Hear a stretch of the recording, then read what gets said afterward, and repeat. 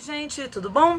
Estamos aqui para mais um bate-papo aqui no Direito com Elas, para falar sobre direito de família e hoje tratando de um tema polêmico, bastante novo, que muita gente desconhece, mas que já é uma realidade, a multiparentalidade.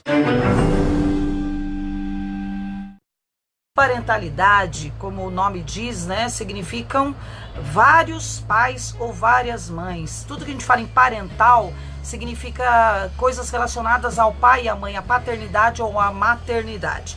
Então, quando eu falo numa multiparentalidade, significa mais de um pai, mais de uma mãe ou até mais que isso. Por que que hoje nós temos que entender e saber o que é a multiparentalidade?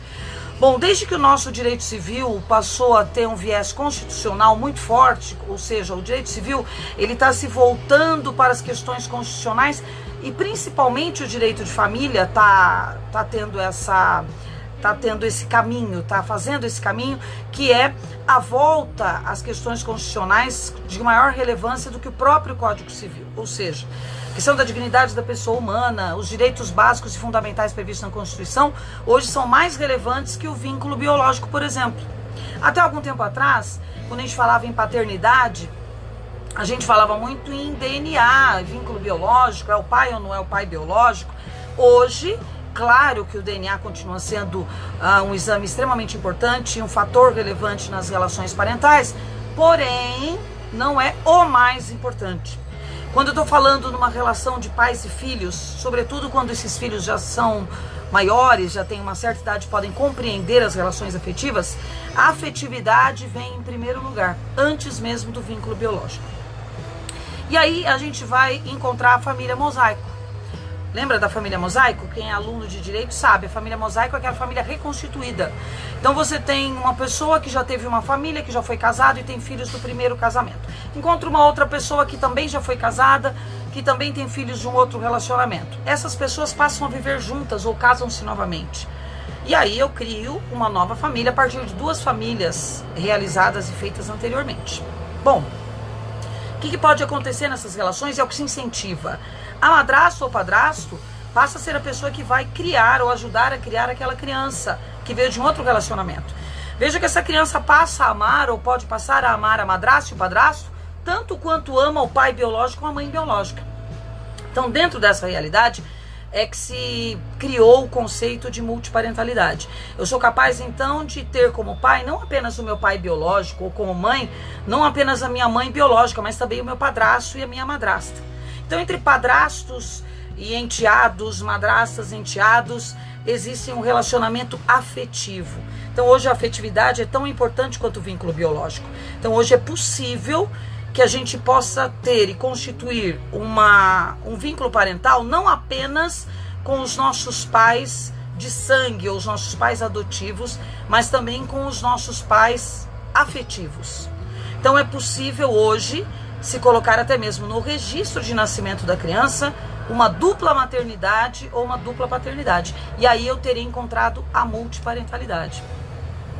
Já existem casos em que na certidão de nascimento se acrescentou o nome da madrasta e a criança passou a ter no registro e como mãe registral a madrasta e a sua mãe biológica.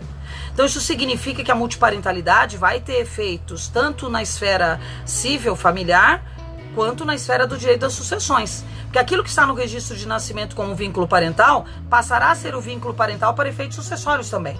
Então passa a ter uma relevância não apenas do direito de família. E obviamente, a partir do momento em que eu considero a multiparentalidade e a partir do momento que aquela madrasta ou aquela mãe afetiva, ou padrasto, ou pai afetivo é colocado no registro de nascimento como pai, juntamente com o pai e a mãe biológicos, isso gera efeitos no direito de família. Então nós vamos ter aí a questão dos alimentos, a questão dos deveres com relação ao poder familiar, os deveres com relação a cuidar, zelar, enfim, ter essa criança, evidentemente, como filho, não apenas no campo afetivo, mas agora com o registro. Caiu um negócio aqui, gente, mas não foi nada, não. A água, sabe que o professor não pode ficar sem água, né?